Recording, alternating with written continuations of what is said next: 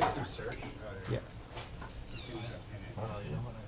Oh, probably when you updated it, maybe. Okay, now you're live. Okay.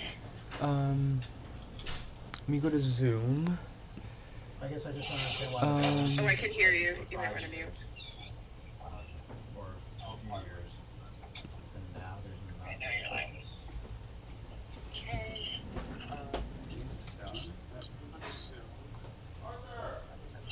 Oh, I can hear you.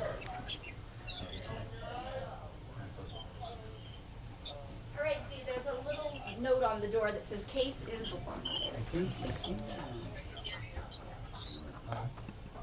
I don't see anything. Michelle, can you hear me? I'm there. The other thing this could be is, Yeah. I can hear you on the website. Your next one, I think he's concerned, PFO, Mute that the wasn't Zoom. but he just wants to make sure you see our next one in room 7 before we do it. Yeah, of course. Zoom's muted. All right. Hello, everyone. Welcome to the Brigham. And I'll talk to her when she gets welcome to here. I'm Dr. okay with Aihara's 1000th ESD. He's going to be broadcasting to us in just a few minutes here. I know we have people coming in from various platforms where we're streaming. You're able to watch on X, on Instagram, and on the FES website. A few people are also on YouTube. Not sure how you got in there, but that works too. But welcome, everyone. If you have any questions, feel free to chat them in. We have Z, who's manning all the different stations, and he'll relay the questions to us, and we'll ask them of Dr. Aihara as he is going. So with that, welcome, and we'll see the broadcast here from room 6 then.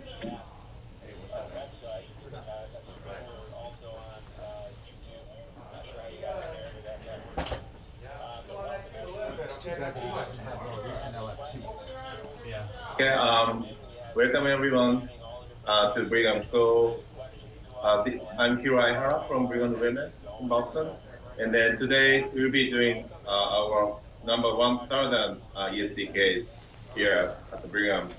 Next to me is Brian Dooley. He's an endoscopy nurse. So we've been doing this case together. So let me show this case. This is a 57-year-old male patient who was referred to me for ESD. So he basically has a large rectal polyp, which I'm going to show you from now. So you can see the edge of the mask here. And then probably this is like 3 centimeters from the anal I don't know bud. what imaging you're referring Then I'm going to retroflex as well. Yeah, I couldn't find that old one. So this Yeah. is the anal bulge, and then I'm going to show the edge. So according to the referring physicians, so he described this mass as an ulcerated mass. So then let's see the details first. So you can see probably 3-4 centimeter parts, 1S or 2A polyp here. And then it looks ulcerated or deplaced. So if you look at the details, I'm going to switch to BLI.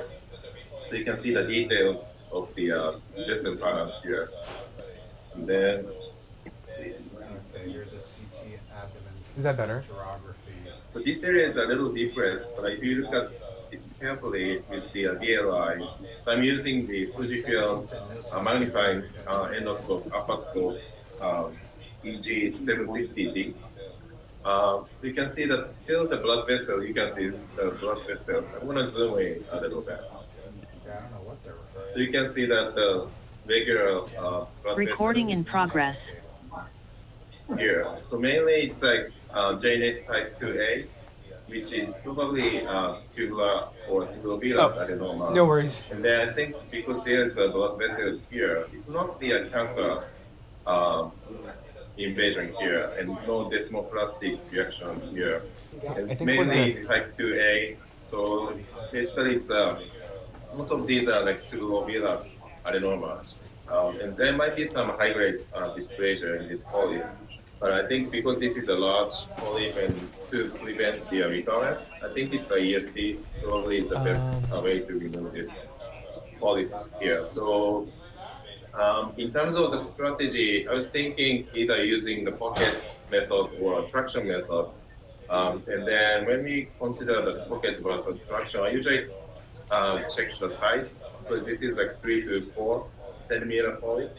And then also the scope access is the most important part. So let's see. So I'm gonna get here.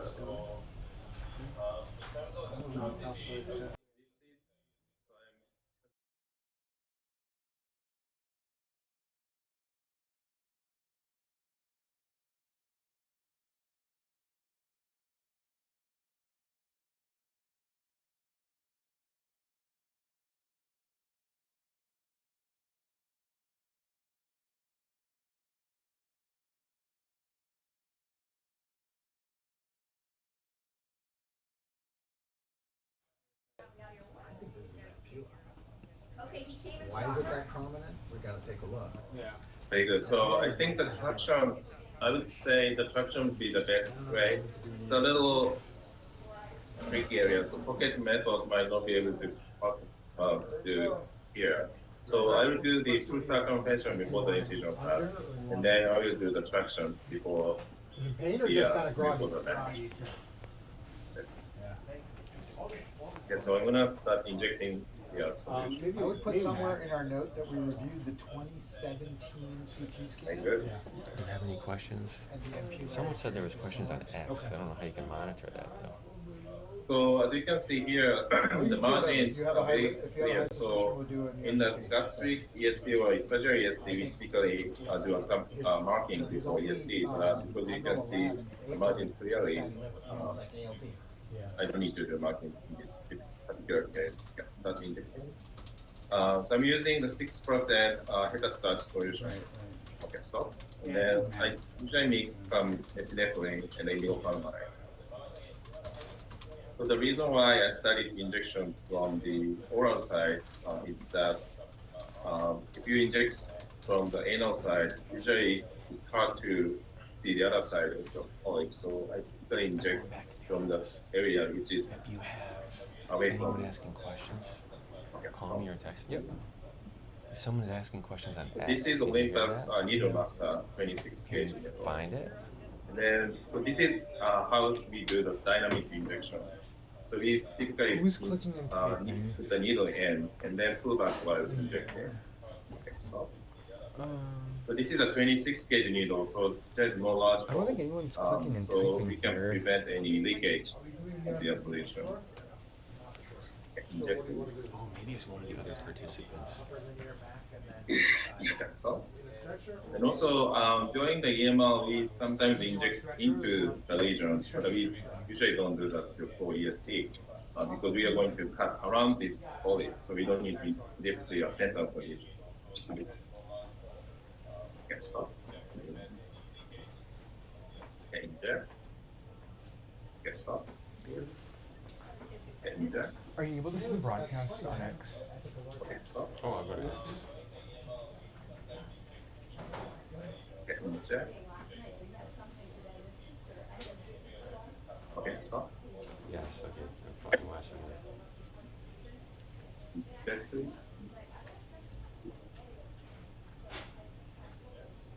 Okay, stop. No, I went to that So it's link a and little nothing. getting hard to inject the anal side. So I think probably 80% of circumference has been elevated, lifted. So I'm going back to the anal side. So I think to do this side, I Oh, think we we need need a to cap. add. So I'll put the cap on. Thank you.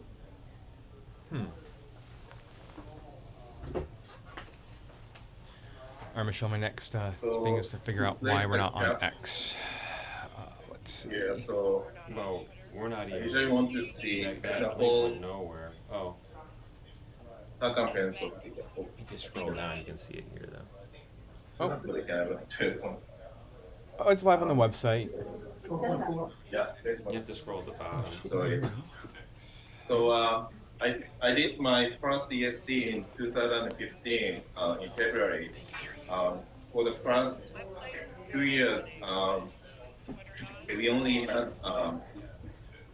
like a non-injectable ESD knife, and ESD was not that like a simple procedure. But now we have a lot of devices commercially available in the United States.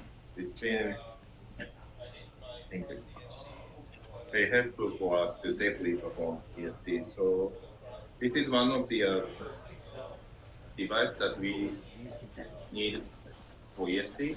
So this is a cap. So I'm using the endoscope right now.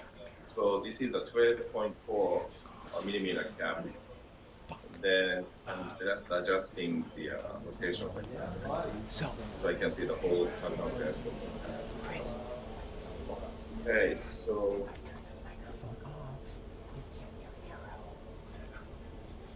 Michelle, I tried that.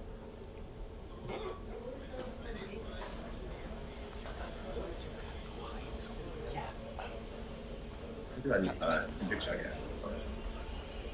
I'm going to be asking questions from my office. I'm going to sit there. Is Linda here? So the cap is very helpful to see the base of the previous injection part. So let's see. So this is the so you can see the blue mucosa. So this area has been already treated. So I'm going to do additional injection here. I'm using the cap. Okay, open. Needle. Okay, check. Okay, so we can see that I'm using the cap to flatten the mucosa. It's a little tricky area of injecting. Okay, stop. And also the advantage of this zoom scope is that I'm going to use some zoom so you can see the details of the mucosa while doing the injection of fluid gas. Okay, stop. Inject. Okay, stop. So you can see that this is behind the hole, but because I have a cap, I can flatten this hole, and it's easy to inject on stop. Inject it. Okay, stop. Then yeah, so this is the last one. Inject. Okay, stop. Thank you. For this continue. Yeah, so there's a valley, so I'm going to inject here. Perfect, very good, thank you. So I'm going to evaluate the whole complete now. Yeah, very good.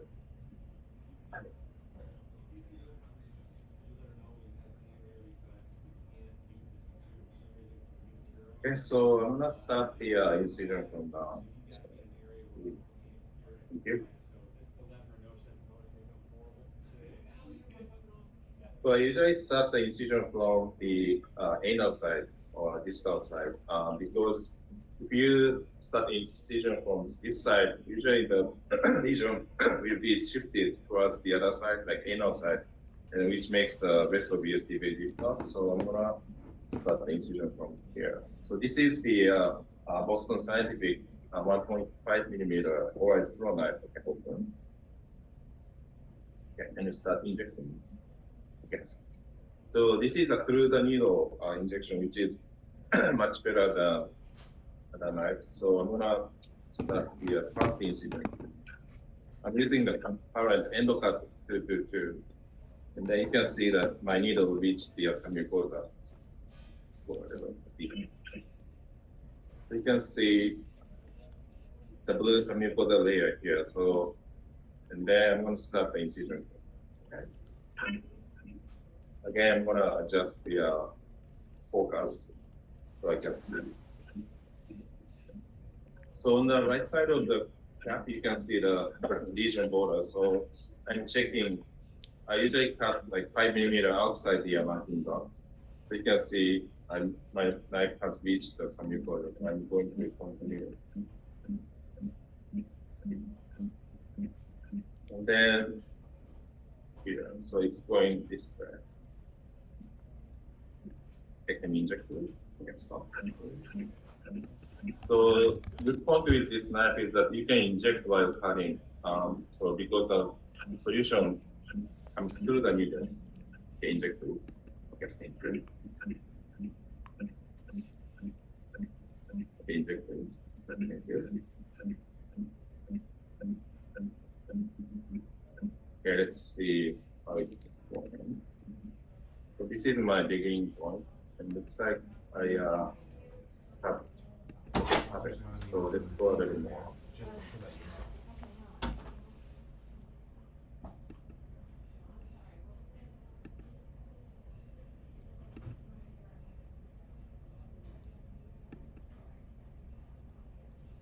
I usually go over, so there's a posture or like a large hole here, so we need to go a little over this area, so we can do. So my plan is to do the remaining incision in the retroflex position. I need to pass the top of this scale, so I can connect the incision line again. Yeah, let's go this way.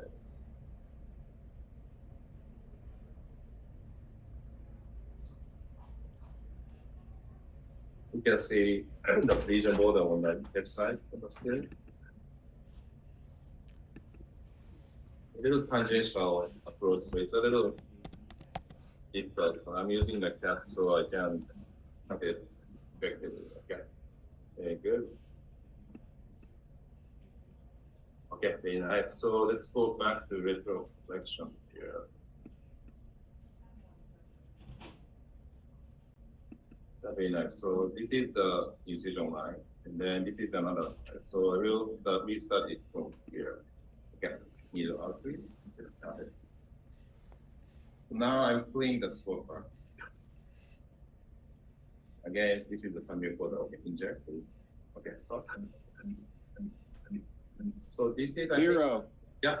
we have a question from the audience wondering how you decide what technique to use, when you might use a pocket ESD technique versus traditional versus other methods.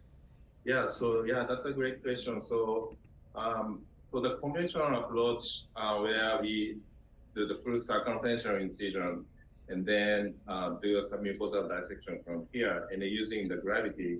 So I think in Japan, we used to do it very often when the ESD was started, but now we have pocket technique and then the traction technique. And I think majority of ESD practitioner in the States has been shifting towards the traction pocket. So we usually don't do conventional ESD anymore. So in terms of the pocket versus traction, I think it depends on the size. Pocket technique is typically good for the area where the muscle layer is parallel to the scope always. And also for the larger lesions, because we can create like multiple tunnels. So even for like a circumferential mass, we can do pocket. In terms of the traction, I think it's, so actually there's no study comparing pocket versus traction at this point. So we don't know the clear answer to it. But especially for the lesions like 5-6 centimeter, and then if there's some issues with the like anatomical shape of the muscle layer like this. So because I thought the pocket method would be a little difficult because the muscle layer is going this way, and then my scope cannot like follow the muscle surface at the end. So that's why I started doing traction method. But the issue with the traction is that if it's like big, over 50% circumference lesions, we need to do multiple, which is a little cumbersome.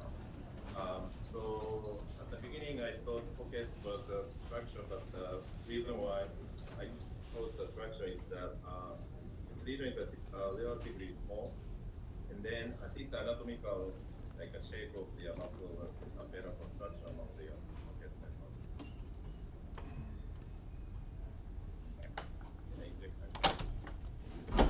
There was another question regarding devices for traction and if there are any available currently. Yeah, so that's a great question. So most of the traction device or traction method have been Lego. So we use the like a suture or dental blocks for clip and suture or dental block method, especially in the special ESD and gastric ESD.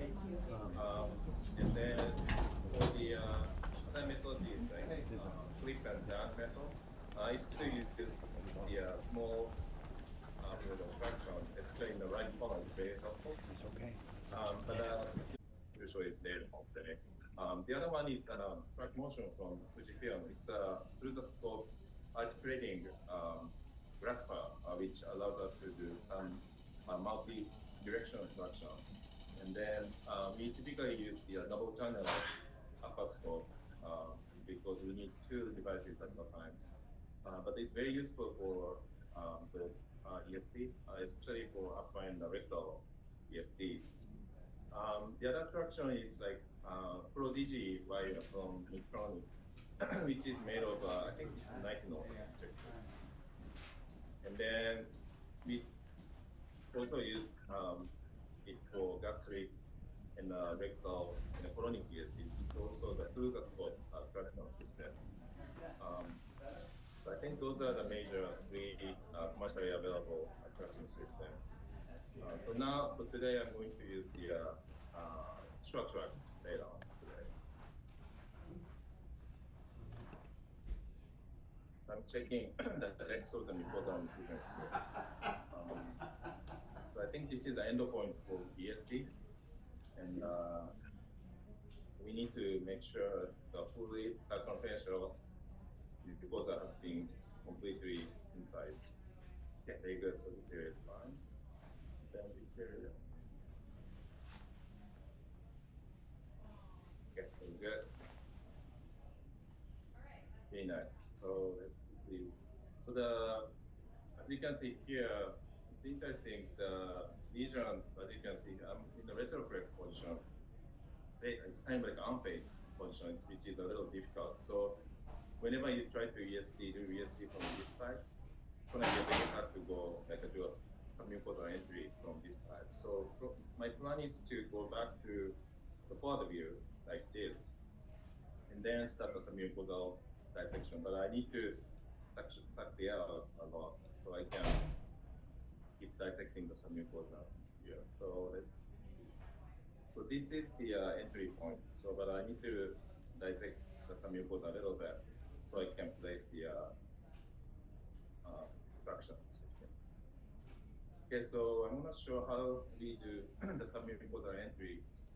So as you can see, so this is the lesion side, and then this is the muscle side. So we don't want to go too deep on this side. So what we do is we typically just trace the previous incisional line on the right side. This is the mucosal side. I think you will see that the mucosa is opening up from that.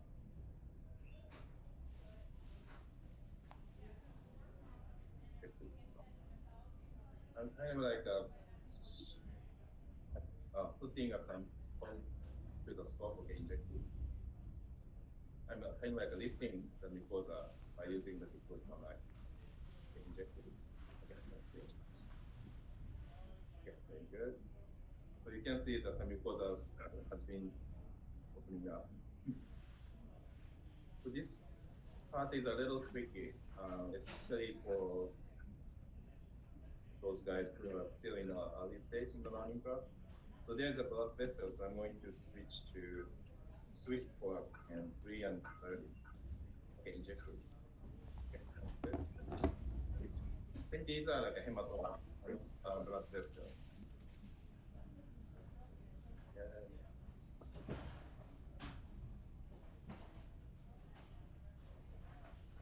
Very good. So I'm still facing, so this is still muscle side, so I need to go this side. Okay, inject this.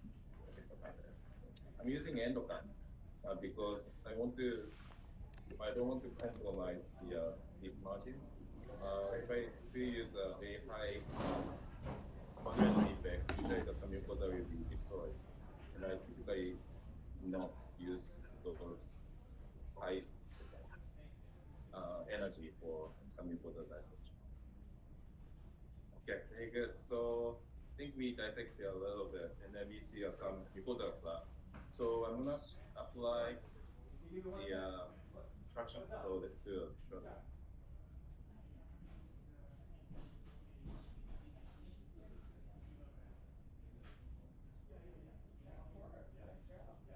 So while waiting for the traction is happening here. And then during the traction, it's very important to understand how the air insufficiency affects your capability of traction. So if you interpret it too much, sometimes the traction system just detached. So I usually minimize the amount of air while doing the dissection.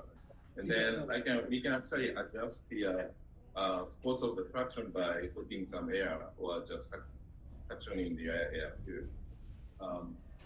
Then usually do some simulation before applying the traction. So probably I will catch this because I did product. And then I will use another clip and then catch the down and then bring it towards the opposite wall. Some people does it to the distal side, but it's not the ideal direction of the traction. So we usually go right above the mucosa edge, so which is right here. Okay. Hiro, we have a question from Twitter. They're asking how long a case like this will typically last, how long you book them for. Oh, thank you. So in the rectal case, it usually takes less than 1 hour, but we usually keep schedule ESD for 2 hours, including the room change, and also we do ESD, mostly ESD under general anesthesia, so it includes all preparation and post-procedure time. So I think the 2 hours is very good, but especially for the past like 10 to 50 cases, I think we should schedule it for longer cases, and then probably at the end of the day, when you don't have any other cases after the ESD. But I typically do ESD, like 2 ESD in the morning, 2 or 3 ESD in the morning at this point. But I think the average ESD time is around 60 something minutes. So that's why I will schedule it for 2 hours at this point. So, so this is a short track. I don't know if you can see it now. So it's a clip with a small rubber band. I think it's very hard to. You can see it.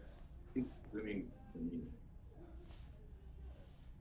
I can also show it on scope image too. So, okay, so it's basically a clip with a very small rubber band. I will show it in the patient. Thank you.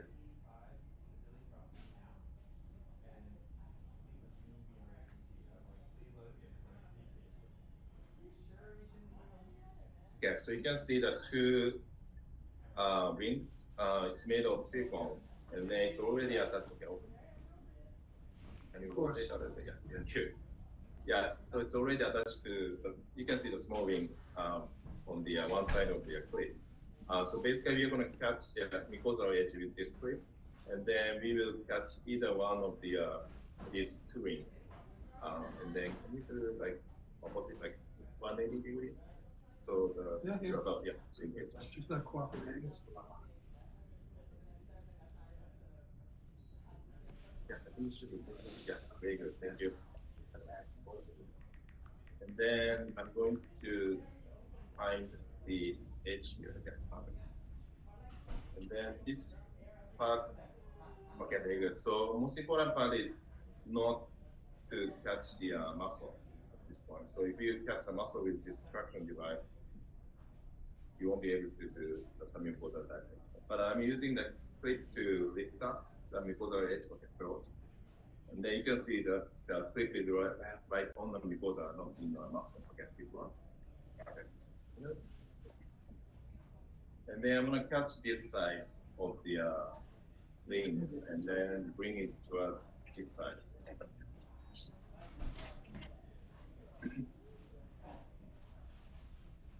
I strongly recommend using traction, especially for your first cases. But I think even for the experienced ESD practitioner, I think that traction helps a lot. So I've been using traction for most of my cases recently. Okay, so you will see the clip come down. Very good. So very good. Yeah. A little. Let me try. Yeah. Thank you. Yeah. It's good. It's all right. Yeah. Okay. So please. And then, so you have to see the direction. So it's going this way. Okay. So very good. Open. Very good. And then close. And then deploy, please. Very good. Here. So before applying traction, the most important part is to check the direction of your traction. So right now, if I use the cap, you can see how the traction is helpful here. So you can see the whole surface of the submucosa very clearly. Okay, very good. So thank you. So now I'm minimizing the interpolation right now. So because we don't have a good amount of the mucosa fluid, so I'm going to extend the submucosa direction. Okay. Very good. And then I'm putting some air to see the submucosa better. And then I'm still going right underneath the mucosa. And then I'm going to extend the knife a little bit. Yes. Yeah, perfect. You can see the blood vessel, so but I'm going to cut above it. Okay, inject it. If it's not possible, I need to transect this. I'm still too close to the vessel, so I'm switching to the coagulation. Okay, good. So there are a few small vessels, so I'm going to use the coagulation part. I'm using the Swift coag, effect 3 and 30 watts. And you can see that I was able to transect. And then there's another one here. Okay, very good. Again, I'm using endoscopic because I don't see any blood vessel. But, yeah.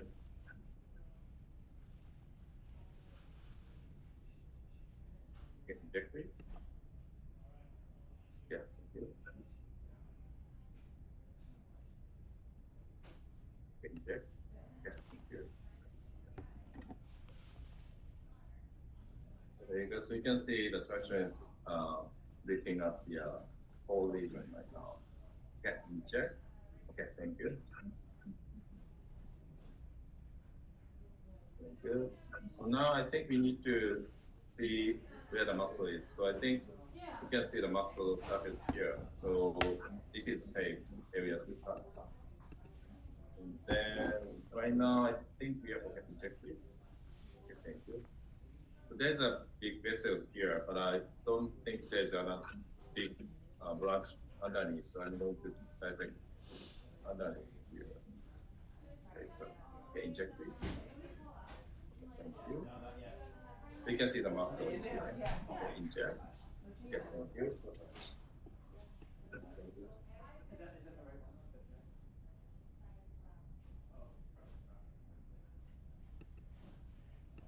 Yeah, thank you.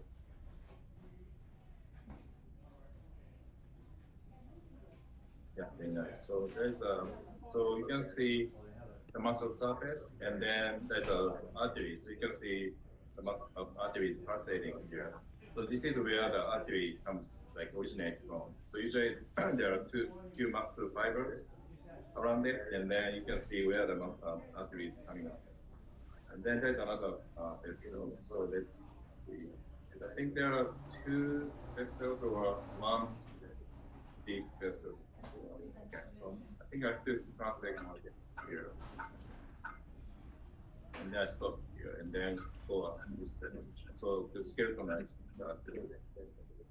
I'm still trying to figure out. I think this is one vessel. I think this is the good.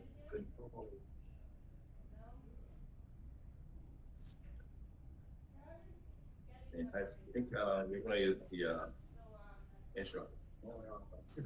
Yeah.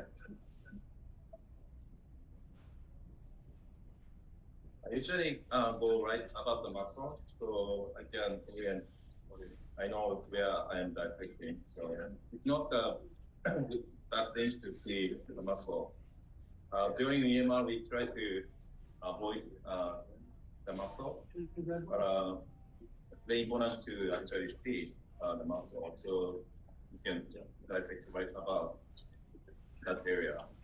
And especially for like T1A or T1B, rectal cancer, it's important to have a good amount of some mucosa underneath the cancer itself. So, okay.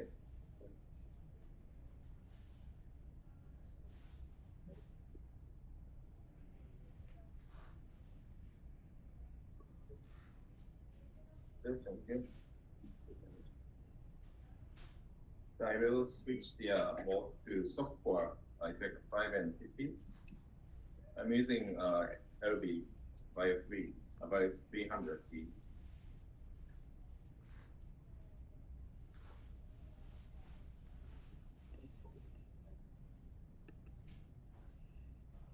You can see that artery is pulsating. So now this purple, so this is the vein, but behind it you can see the artery which is pulsating here. So we typically cauterize at the same time. Okay, open.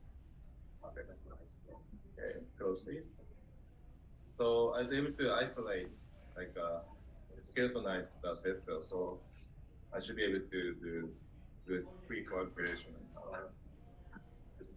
Hiro, a question on when you decide to use coag graspers versus the knife itself. So like large vessels like this, okay, open. Typically, it's very difficult to cauterize with the needle knife.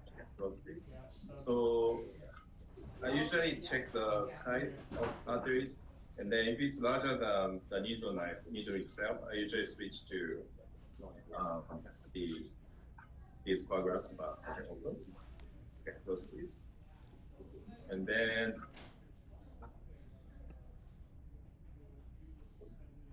I think some of you guys might know the low setting of post-quad. We usually do effect 1 and 10 watts. And then you can also use the knife itself to use it as a coaguloscope or like a pre-coagulation. So, but right now, because this is a very large artery, I switched to the coaguloscope.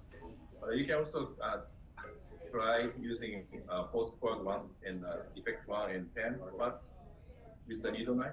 You can cauterize the using the needle knife from the side, and then you can cut through those vessels.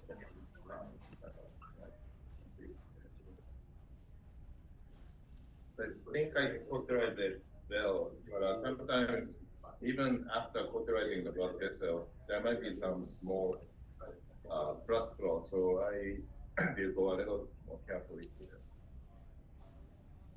Yeah. So knife is closed right now, and then I will start cauterizing again. I'm using Swift one before cutting.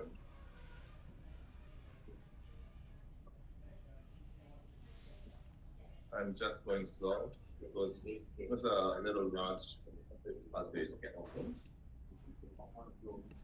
And then this is the cauterized artery, so I'm going to inject it. I want to protect the muscle too. Okay. Okay, very good. So let's go slowly.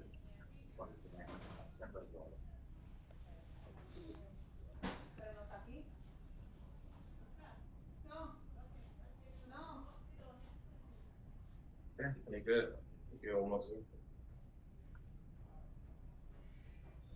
Yeah, very good. So you can see the two sides of the artery here. So this was the area where the artery came from between the muscle fibers. And then we have to go this side, but we don't know which side is this mucosa, so you need to inject a little more. Okay, inject. Okay, very good. So you can see that this is a muscle surface, and then we need to transect here. This is the lesion. Okay, I think we have to go to this side. Okay, close to that, please. Very good. Then I'll do the same thing.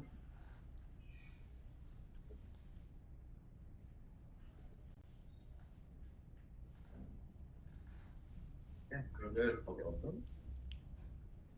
So you can see the 3 layers. So this is the surface of the muscle here. And then this is the loosened submucosa here. Inject it. You can see the submucosa is opening up here. And then this is the back side of the lesion. So this is where we need to cut right above the muscle.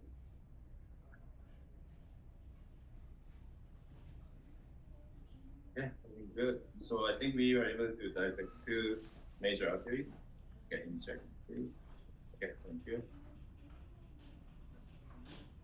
So now, because I don't see any big vessels, I'm using endoscopic.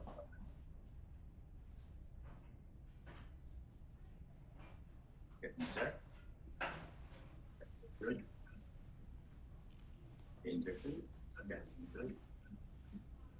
So we, in the rectum, we typically see a lot of arteries. So I think we will see more after this. So you can see some fibrosis here. Okay, inject. For some reason, around the large arteries, we sometimes see these kind of, I wouldn't say it's a fibrosis, but like dense fibers around the arteries. But this is not like this. Yeah, again, we need to inject in the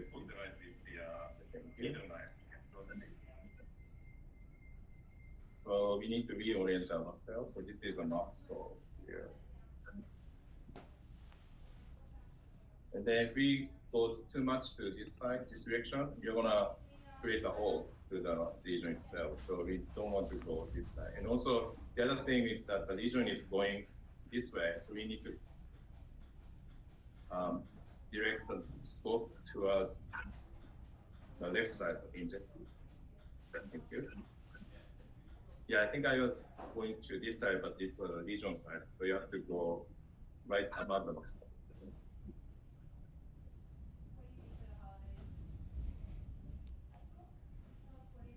You speed up a little. Okay, so there's a, okay, close this.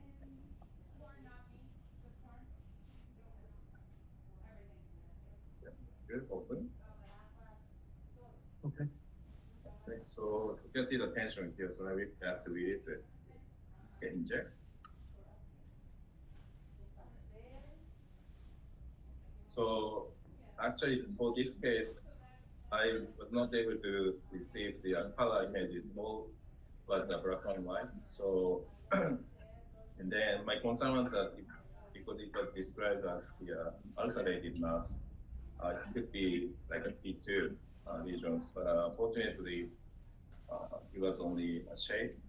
And then the BLI didn't show any invasive pattern, so that's why I decided to do ESD when releasing a tension like here.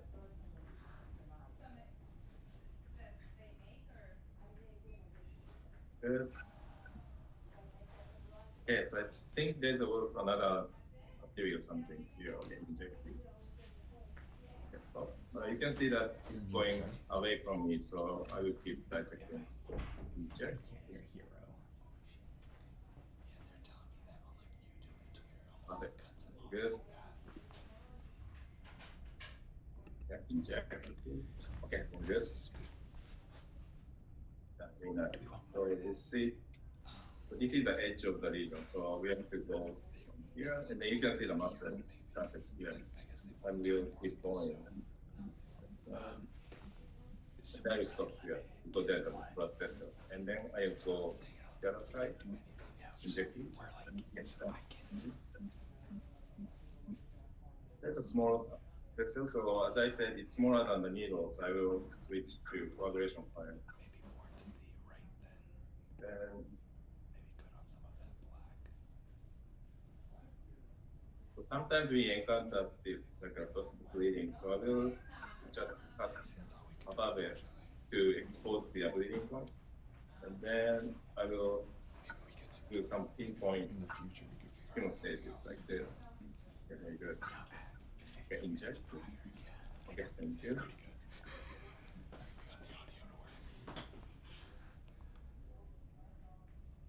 Yeah, very good. I think there are a few blood vessels right here.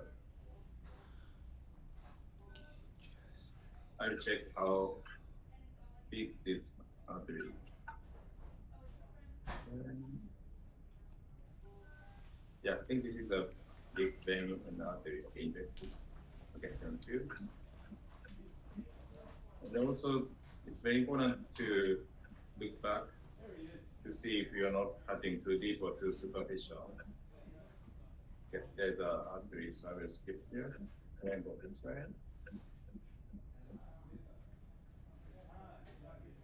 Hiro, there's a question. Yep. If you were to perforate during this, what is your approach? Do you stop and close, or do you continue and close at the end, or how do you deal with that? Yeah, that's a great question. Thank you very much. So I think it depends on the size of the population. If it's a micro and then if you don't see any like anything like behind the population, I would just go and keep doing the submucosal dissection. But the issue is that if it's a big population and then if you see the adjacent organs like small intestine or like liver, for example, you have to close it. But the issue is that if you close it right away, usually like a clip or suture will be in front of you and you won't be able to continue your dissection. So it's very important to continue the submucosal dissection a little bit more to make a space for clipping dissection. The other thing is that we don't want any spillage of the fecal contents or like a stomach, like food in the stomach. So most important part is to reposition the patient so the population comes to the anti-gravity side to avoid any peritonitis.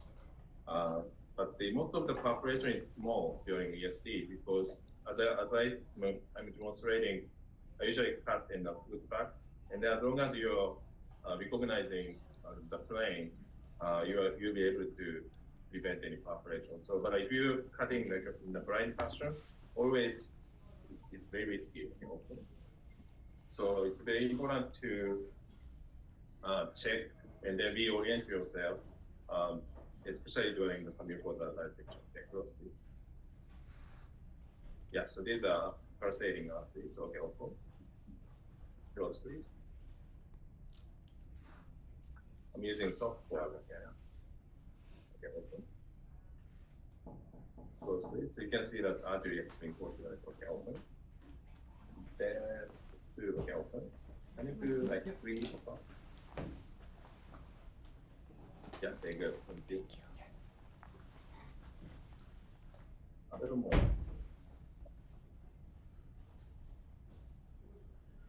think it's stuck on. Okay. Close. Very good. And then while using the quadraspa, we want to go away from the muscle. So I usually gently pull back the quadraspa. Okay, open. Very good. Okay, let's do a knife. So again, these are like big arteries which we cannot use the knife to cauterize. So I switch to the knife. And then let's check the progress. Yeah, I think we are very close to the end of the ESD. So now Brian is cleaning the knife. So there's a needle, so we can clean the knife. Sometimes it's clogged if I use a lot of coagulation current. So Brian has been very proactive. Very good. So this is the artery, and then you can see this is the muscle surface. But this is you can see some thermal effect, but this is a soft core, so it's very normal to see this kind of thermal effect. But okay, so keep it close, please.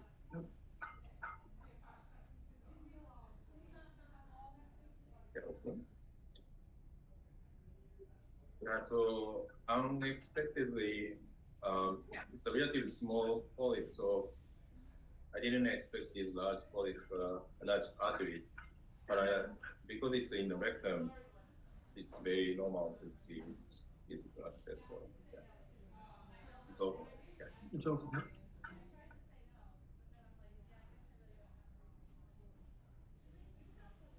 Very good. So we had three major arteries in this case. Oh, there might be another one here. Can you check, please?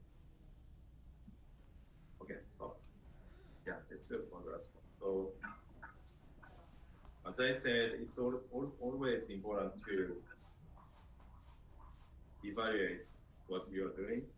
So if I miss this artery, I will have encountered this like big arterial bleeding. So which makes the submucosa very difficult to recognize because of the hematoma. So instead of having those arterial bleeding, it's very important to see in this cross view.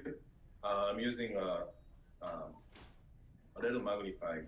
So you can see how magnified the image is on the screen here, on the right top of the screen. Okay, thank you. And then we'll be able to do some like a micro surgery by using this magnifying scope. Hiro, a question on how you differentiate an artery from a vein. Okay, that's a great question. So, sorry, can you go there, please? So I think this, so basically the vein, as you can see, it's like a purple. And then artery has a muscle fiber. So it usually shown as a pinkish structure. But usually it goes together. And then you can see that this is the vein, and then the artery is behind it. So these are like small veins. So you just transect these arteries. But because this is pulsating, I know that this is artery and plus vein. Okay, open. So typically, okay, we do like 2 o'clock. So if it's small branch on the super surface area, you can just transect with the I report. Yeah. And then you can clearly see that this blood vessel is coming out of the muscle, which is the typical area of the perforating artery. So we can tell that this is artery. Can cross it. And then I will switch to software. Then, okay, open. Okay, close please. Okay, very good. In a minute, please. Someone is noticing this is very fibrosed, and they're asking if it was tattooed previously. Yeah, so fortunately, this physician who did his last colonoscopy, he knew that any type of EMR or tattooing would cause some mucosal fibrosis. So he didn't do anything. So he just did a superficial biopsy and sent this patient to me, which is very important part of the referring patterns.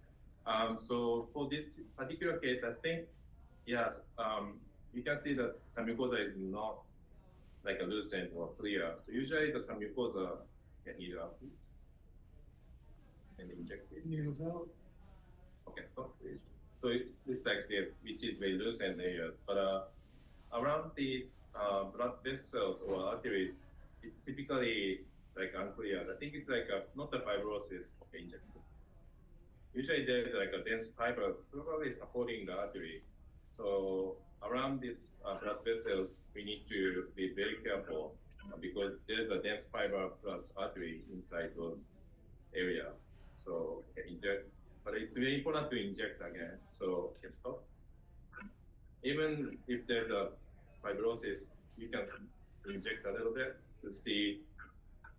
So this is the artery that we photoed. So I'm using swift port, and then I'm going very slowly. So if you cut it fast, usually artery cannot be photorized. So I usually change the speed of the knife while cutting into the artery. So now, okay, I switch to endocut. Okay, injecting. Okay, thank you. So you can see this dense fiber here, but also you can see this is the lesion side. It's the muscle side. So it's always important to recognize those three areas. And then there's a blood vessel. So I think I will try sweep one here. I think it should be fine. Okay, very good. Then, okay, surface here. Okay, inject it. Okay, thank you.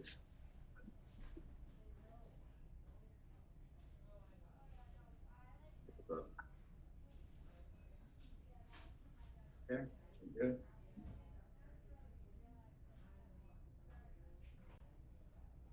Okay, inject this.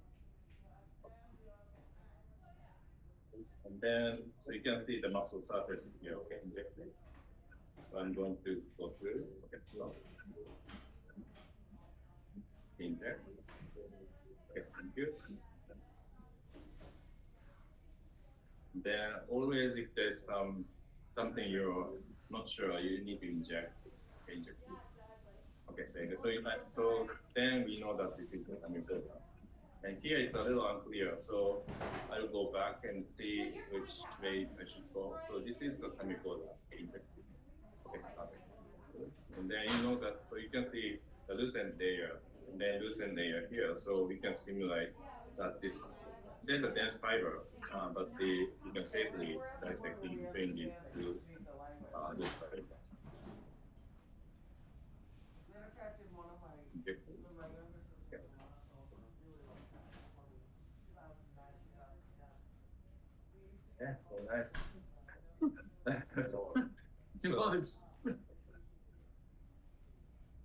Yeah, good. So that's about three.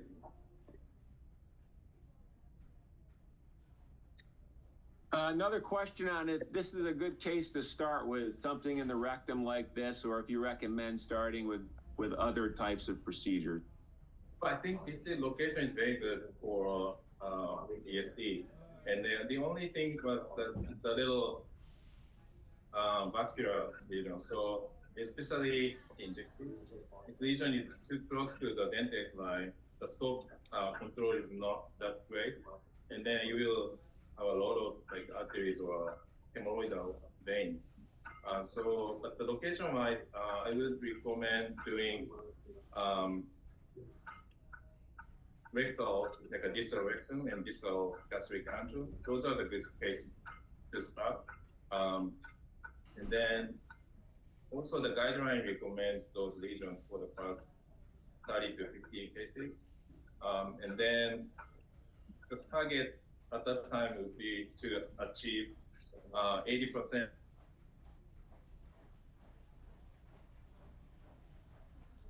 of ESDs defined as 90% of ambulatory rectal rate.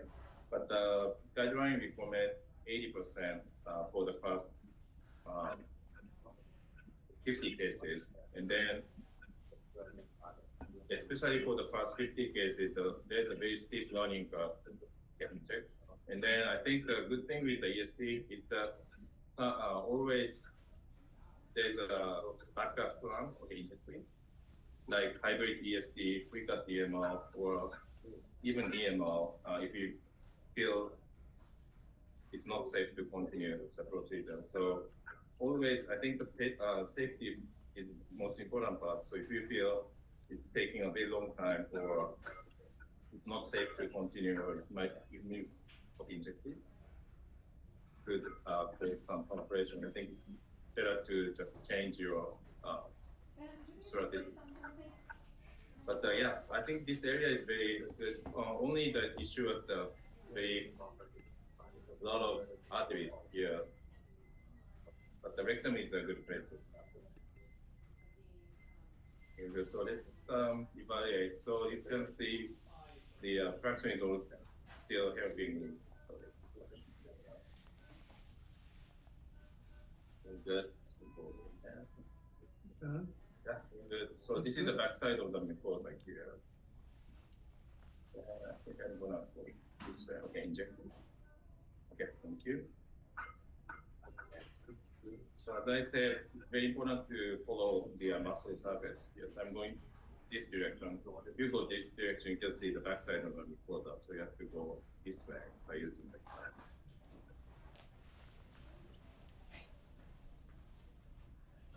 You can see the muscle surface. Yes, I think this is a small vein, so I will transect with the swift ball. And then here, I'm going a little superficial. Yeah, it is also small vessel. There's another one here. This feed here is coming from Zoom, which is coming from YouTube. There's a question about perforating in the rectum and if it is as bad as perforating in other areas due to being retroperitoneal, and if you approach it differently. Yeah, it's a very good question.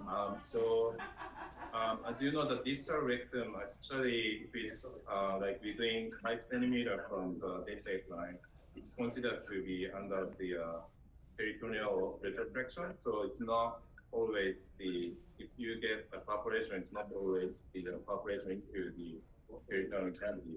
And also usually the colorectal surgeons, when they do transanal resection, they actually intentionally do thickness resection and then leave it open and then without closing. So basically, if it's a distal rectum, the perforation usually doesn't lead to serious adverse events.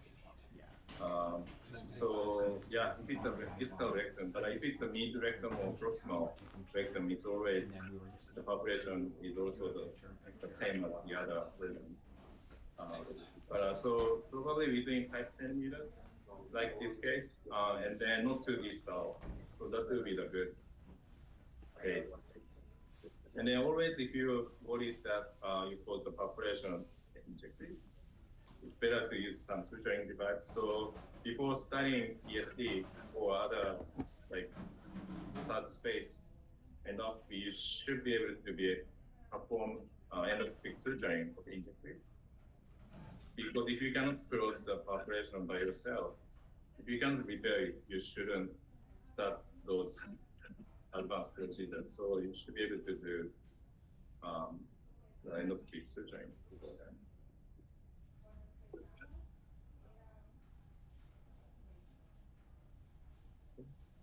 That's, I think I will try.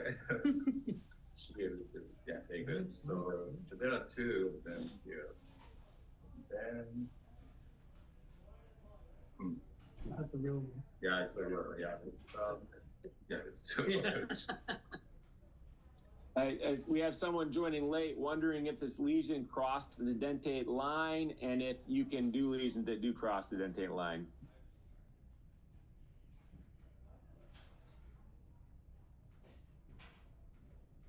Repeat, Chris. What was that? Can you repeat the question?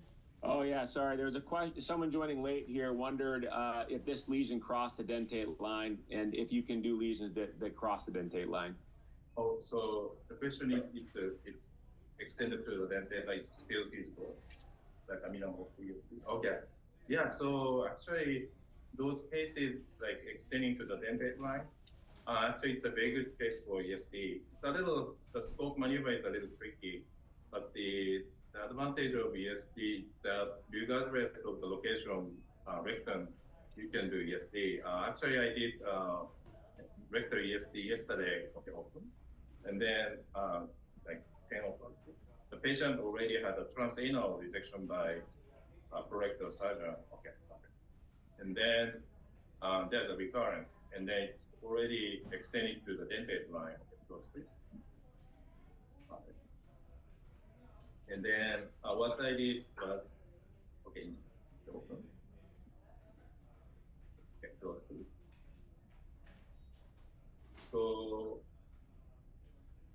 yeah, so it extended to the dentate line, but we injected the around the dentate line, and then we are able to completely dissect those recurrent lesions. Those please. The only issue is that it's very close to the skin in that area, and so usually the patient experience a lot of pain for at least 1 to 2 weeks. So I usually inject lidocaine before the extubation, and then so the patient will not feel uncomfortable. And then we also give the patient a lot of anti-pain medications like oxycodone if necessary for 2 weeks. So that's what the colorectal surgeons do after the transanal resection or hemorrhoidectomy. So actually, I think in the past, the lesions extending to the dentate line is like out of indication endoscopic resection. But right now, even like for the lesions on the dentate line and also for the lesions on the IC valve, it's still amenable to ESD because of the attraction and a lot of good devices currently become available for ESD.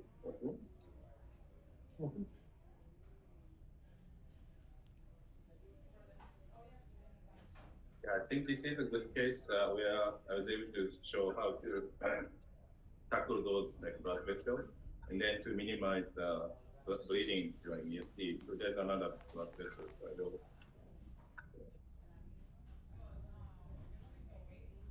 inject. Okay, good. You can see that, okay, there's a lot of dense fibers around the artery.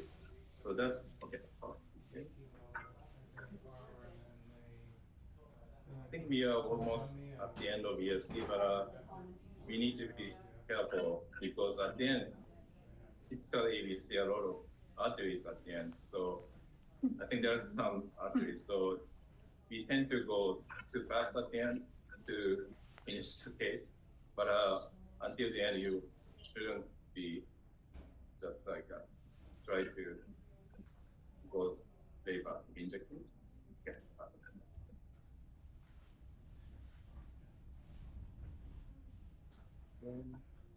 So always check what you're cutting.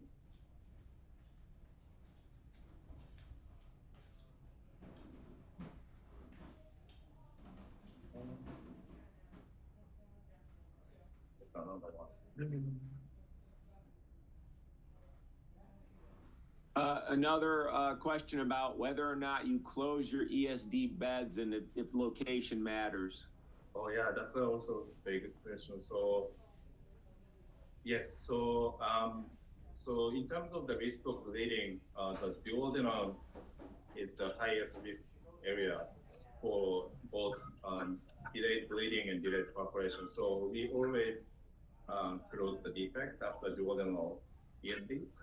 And then in terms of the risk of bleeding for like colorectal ESD, I think there's a few studies showing that like advanced age, like over 75 years old, ASA 3 or higher, or use of anticoagulant, or right-sided form, those are the risk factors for delayed bleeding after ESD. So we typically try. So in Japan, we typically don't close the defect. I think one of the reasons is that they admit the patient for a long time after ESD, and then there might not be a good benefit of closing all defects. But in the United States, I think we have to discharge the patient home right afterwards for maybe one night of observation. So I basically close most of the ESD defects regardless of the location. Especially for gastric ESD or rectal ESD like this, I think it will decrease the risk of the bleeding if you close it.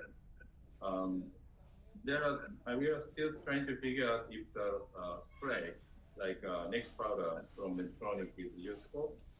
So we basically submitted the abstract to the DBW, but we need more study to see if the suturing or spray is a better solution for delayed bleeding. Okay, so let's do others. So there are two arteries again, so one here and then one here. We had a lot of blood vessels. I think if we try to do EMR for this case, it's a little hard because of these dense fibers. There might be non-lifting sign because of these fibers, but because we are doing ESD, we can dissect these very difficult lesions too. Okay, open. Good. Okay, close please. Okay, open. Close please. Okay, open.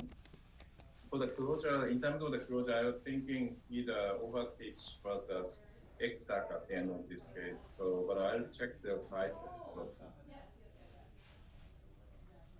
Okay. And then if it's too large, we need some like a 2 or 3 X-stacks of the closure. Okay. But the overstitch, because it's in the rectum, it's easier to use. And then like 3 or 9. Yeah, closely. Okay. Very good. Closely. Yeah, very good. Thank you.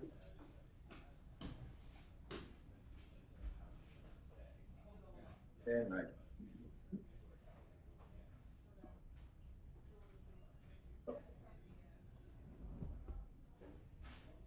If it's too big for a stack, I will use overstitch in this case.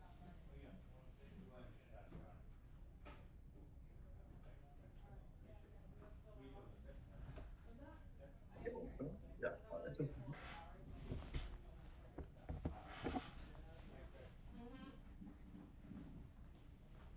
Okay, inject. Yeah, there it is.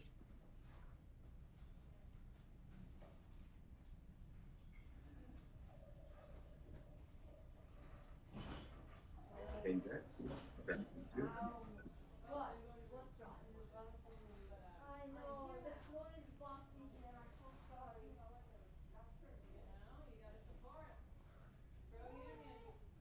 You can see, oh, there's another one.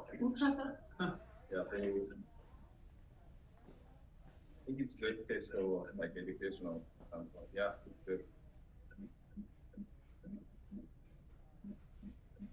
Okay, there. Let's stop. There's something here, right? So, but I think it's more branches. So I will, yeah. There we go. And then, it is also vein, so I will go slow.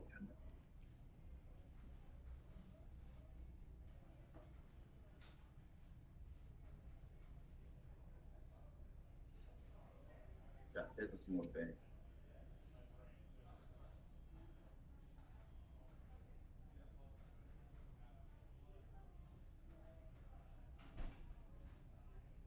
I think we are approaching the other side of this even, so we are very close to the end.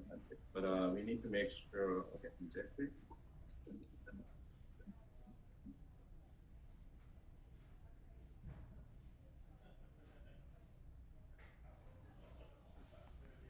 Yeah, so probably, I'm hoping this is the last. The last 6. Hiro, when was your first ESD? How many years ago? Yeah, thank you for asking. Great. So it was in 2015. I think it was in sometime in February, and then at that time, actually this Brian Dooley. So he was the nurse when I did the first ESC at the Brigham, and then he volunteered to come to this case to support my case today. And I'm so grateful to be able to perform my number 1,000 ESD case with Brian and with everybody for this. I'm so grateful for the support from the nurses, techs, anesthesia team, and fellows. Also the division. So without those support, I would not be able to do this, achieve this milestone. Okay, open. Close, please. Have you done more cases in the US than in Japan now? Yes, correct. Yeah, so actually, I did less cases, and then my number here, which is 1,000, from 2015, I did much higher number than I did in Japan. I'm very honored to be here. Thank you very much.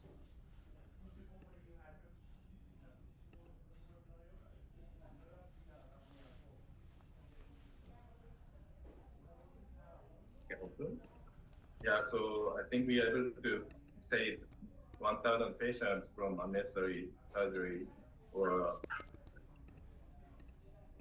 We're very, very lucky up here in New England. Thank you very much.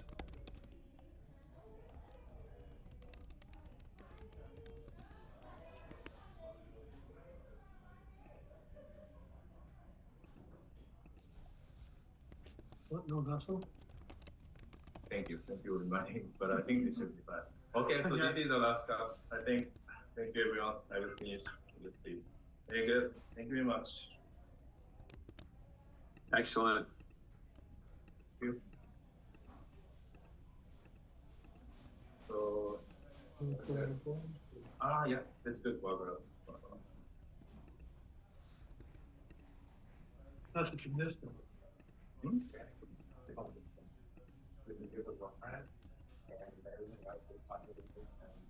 So this is the final appearance. So probably to send me from the deadline, and then so you can see some sample batteries, which we authorize. But at the end, we usually do some collaboration with the progress bar.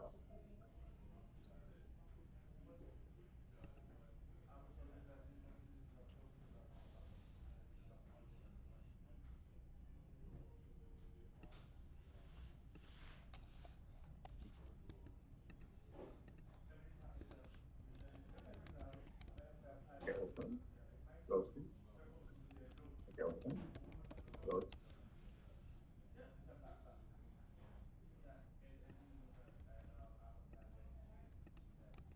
Okay, open. Close, please. Open. Close, please. Okay, open. Close. Okay, open.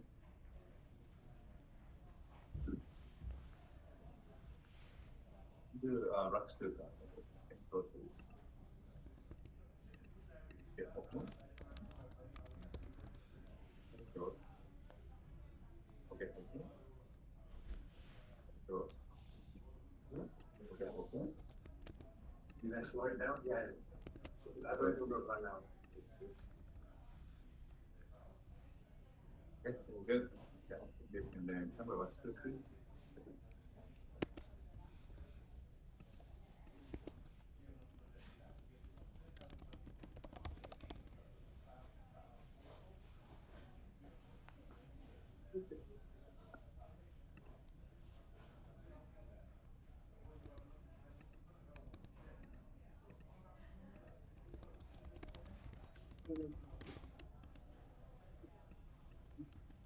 Also, Beautiful. oh, thank you. Good. I need to retrieve this specimen, so I'm gonna take the report. Thank you.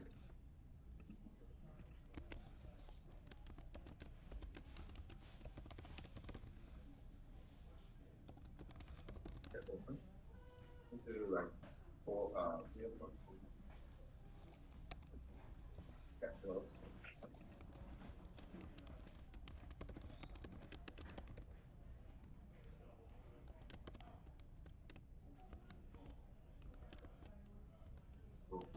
Have you ever done it? What is?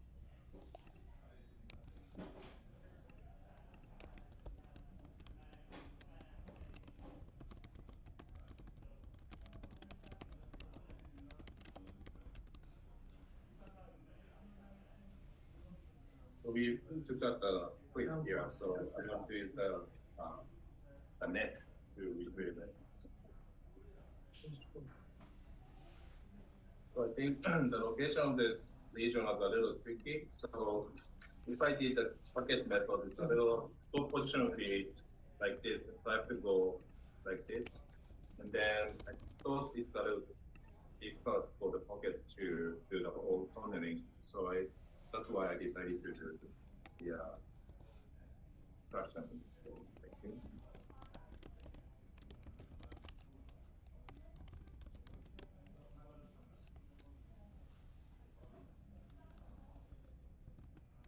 Okay, open slowly. Have you been using Puristat on these bases at all? Not yet, but I've been using a lot of suturing, so I think okay, so I will probably suture it a lot.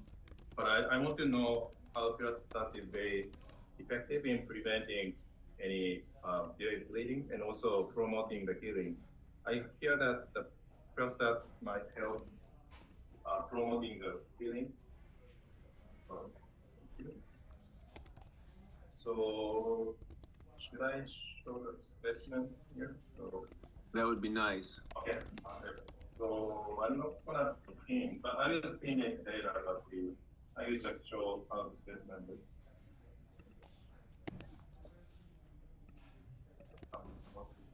A little bit. Thank you.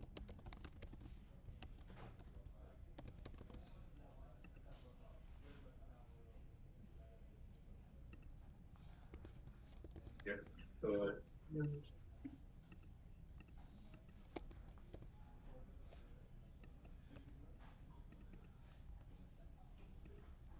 thank you. So this is basically 5 centimeter mass.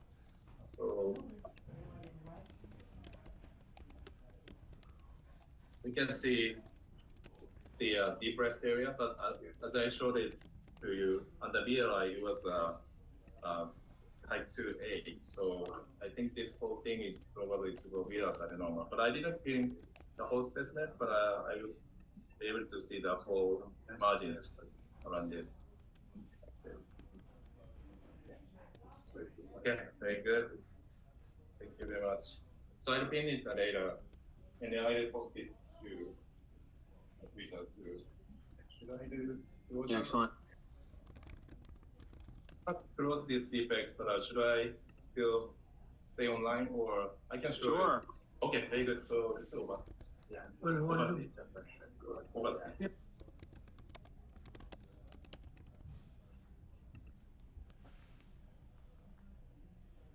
So let's see the defect. I don't see the exact overstate, so I'm still deciding. How do you decide between X-Tac and overstitch? Yeah, so basically I choose either if it's the anatomically like just a simple area, or if there's any like big hole on the mucosal defect, and also if it's bigger than 5 centimeters, which so this is probably 6, or region was bigger.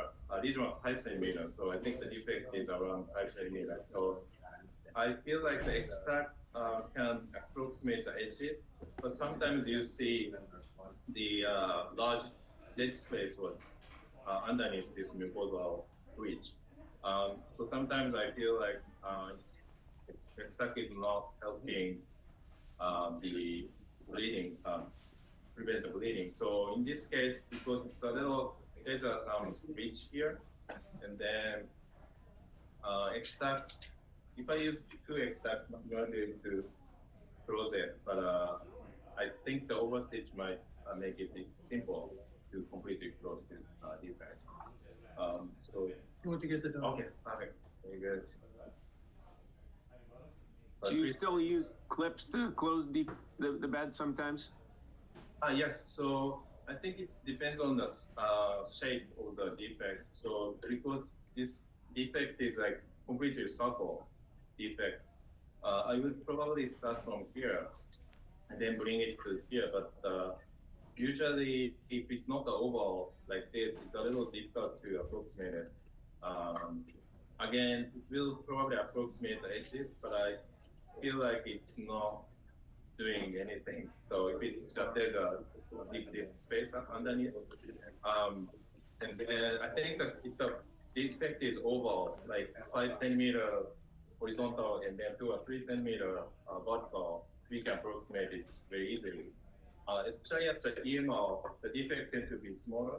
I think because of the how to remove the lesions, kind of like the defect kind of like shrinks after the EMO. So it's easy to do it. But in the ESD, the defect tends to be this big, and then there's no shrinkage. So I want to catch each edge to completely close the defect. So I'm gonna switch the scope to overstitch, but please tell me if I'm doing it wrong. You're the master.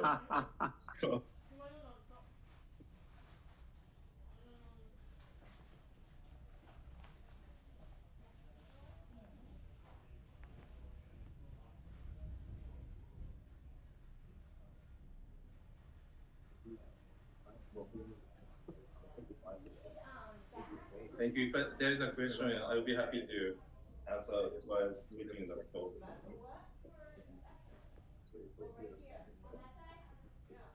Questions about which overstitch to use. The rumors there's 3 of them out there now, and which one you use and why. Okay, let me see. Yeah, so we are using this conventional overstitch for the double channel upper scope. I think that I know that there's the one for single channel scope, but I'm not aware of the third one. Is that like exact or is this something I don't know about the third one?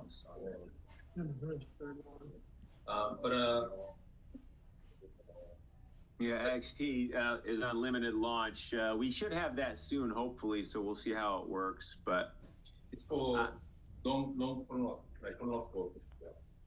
Yeah, and I think that you know, when it comes to getting in kind of tight positions and really being able to control the suturing device, I like the double channel, the original Gen 2 system that goes on a double channel, because I feel the scope is kind of has more mass than the device does, so it allows me to have more precise control over it. So if I have to work in retroflexion or in positions where you really need precise control, I still like that double channel system.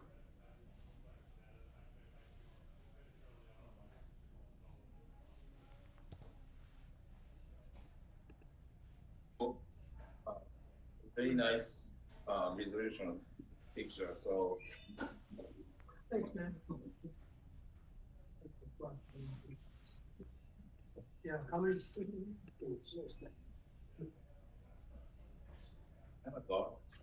Do you ever worry about stricturing when you sew the base is closed? Or you had problems with stricturing?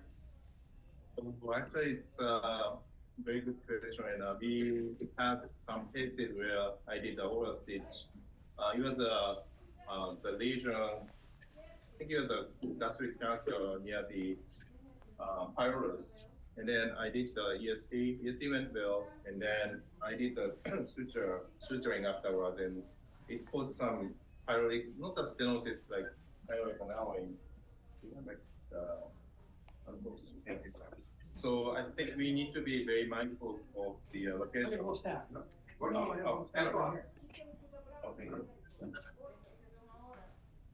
So where to close? So, but this typical particular case, I think it's not too close to the inner verge, so I think it should be fine. But we can always cut the suture if you're worried about the structure. But if the lesion extends to the dentate line, I usually close the area where in the rectum only. So I wouldn't close the so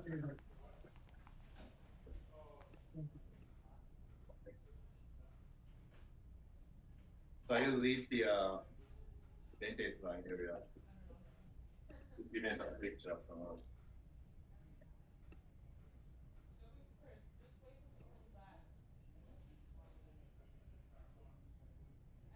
So now we have the Fujifilm EI740D. So this is the double channel scope. I think the orientation of overstitch is a little different from the Olympus scope. You don't want to break any? Yeah, it tends to slant more over to the right there, which makes it easier for procedures like ESG. You know, you don't have to rotate your body as much when you're working with it, but I'm not sure how it impacts, you know, working in the rectum. I'm hoping I can retroflex the rectum, which might not be possible. In this case, I might need to do the forward view, the other way.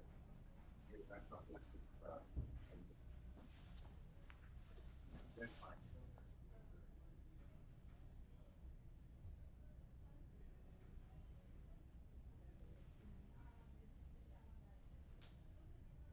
I'm checking the scope access right now.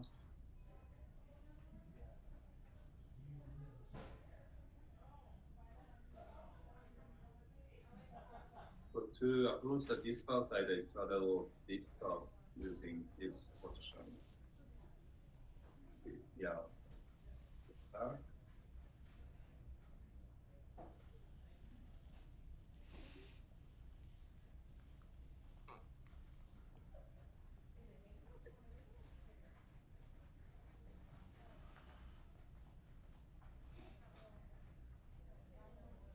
Okay, I think this is a little tricky scope position, but I think this is the best.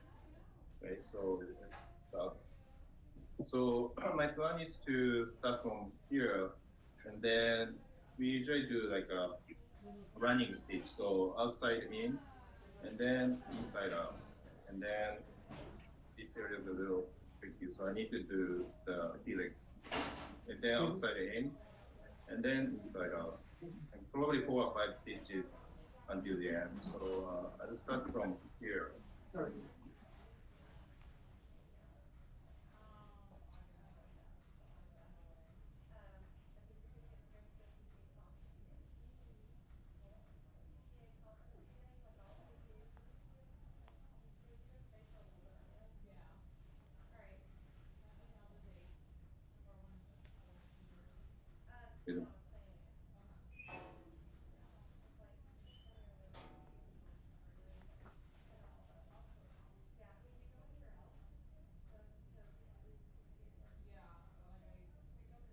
So this is the first fight, so I will move on to the next fight.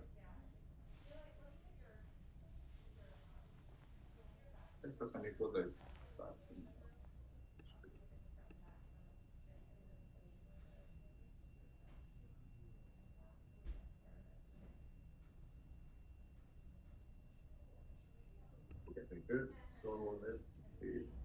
I think the leading suture is on the left side of the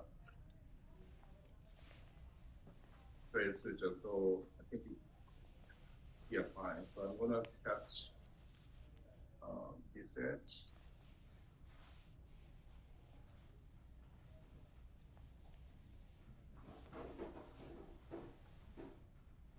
And very good.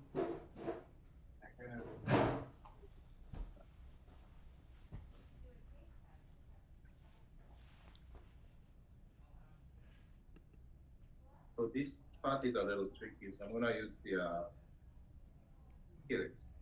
Okay. Oh. Okay. Thank you. Yeah.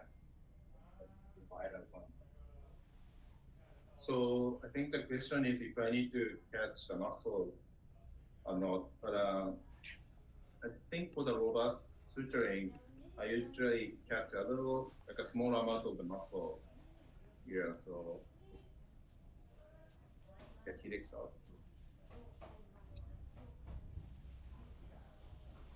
But I'm using the helix, so I'm not gonna touch the muscle. But yeah, okay.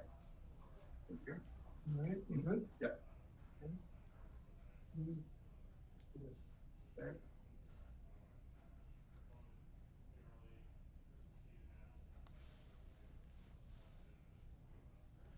What do you find more technically difficult, the ESD or the closing? That's a great question. So, okay, release it, please. So, as you know, I'm not the, I may not be competent in suturing. So, I think I'm making suturing very difficult at this point. So, but yeah, that's a good question. But I think if you are very good at suturing, oh, I didn't.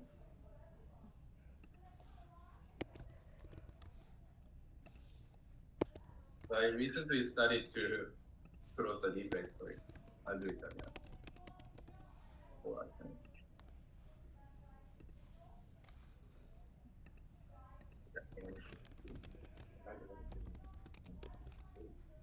I think you can complete this in like 2 seconds. So I will get water and then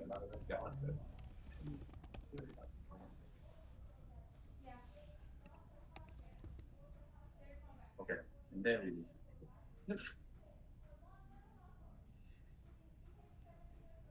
But I think if you are doing some resection practice, I think someday you have to do full thickness resection too. So I think this skill is very important to be able to go beyond ESD.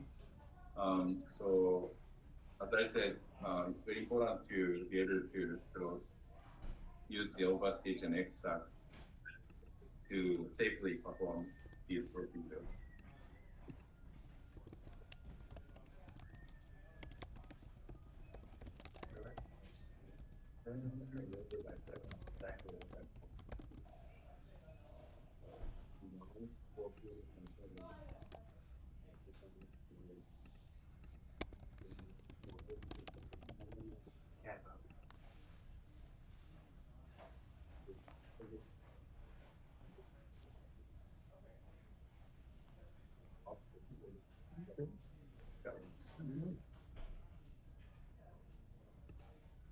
A question about the X-Tac, and if you can use that in places like the cecum, when you choose to use that in the small bowels, another question.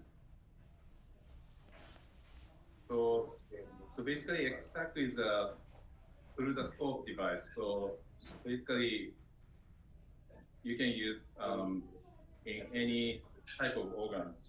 Some people are a little concerned for the chance of the causing perforation by using extract.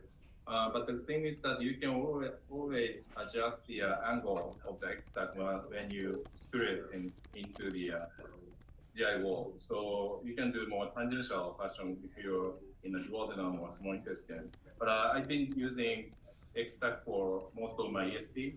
Especially in the duodenum, I routinely use the extract because in the duodenum, it's very hard to use the overstitch because of the anatomical configuration. So yeah, so basically cecum, small intestine, I think you can use the extract for any type of areas. But in the esophagus, it's a little tricky. It could cause stricture. So if the defect, if there's a defect in the esophagus, I usually close in a longitudinal direction. So if you do it horizontally, it causes the stricture. So you should go kind of like a vertical fashion in terms of the direction of the flow. So I think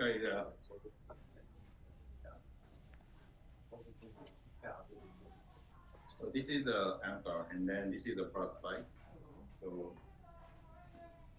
Chris, did it look okay for the closure? Looks quite good. Okay, thank you. Beautiful. I'm sweating now. All in black, ladies in black. Where are you? I'm Flex. I'm restocking the travel cart right now, which was a complete mess. Okay, good. Yeah. This is true.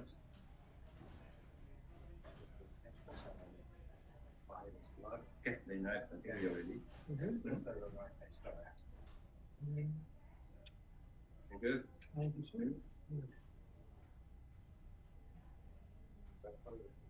Okay, so I will do a quick lift with the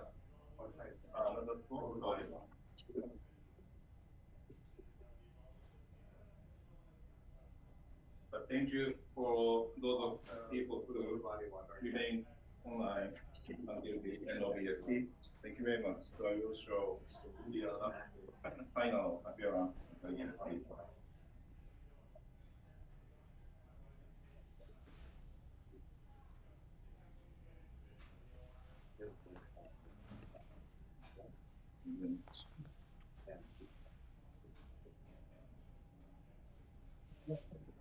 Thank you. So the patient will go home today, and then I typically do like 3 to 5 days of soft diet. Because we close the defect, I think it's safer to Okay, yeah, so it's. Yeah, very good. So this is the thing. Oh, this. Okay. So this is the defect, and then I think it didn't reach the inner bud. So yeah, very good. Thank you, everyone. Thank you very much for staying here until the end of the ESD. Thank you very much. Thank you. Congratulations. Very, very happy to have you here. Thank you so much. Love the demonstration, and thank you.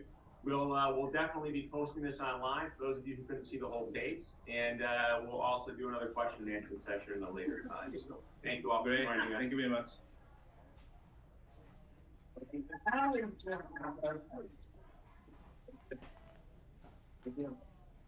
you.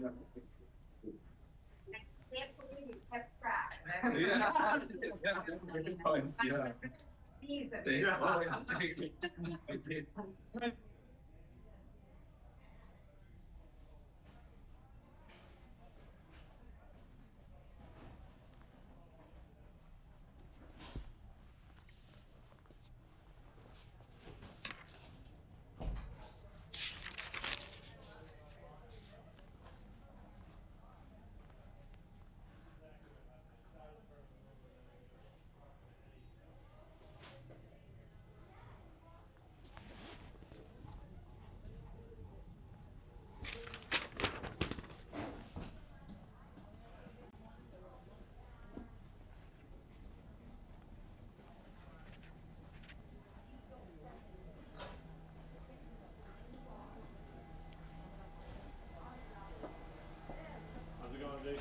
Hey, good, how are you?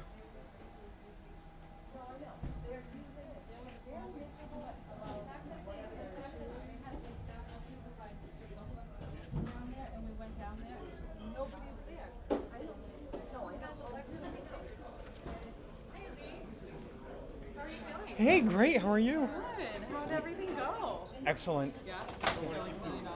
Yeah.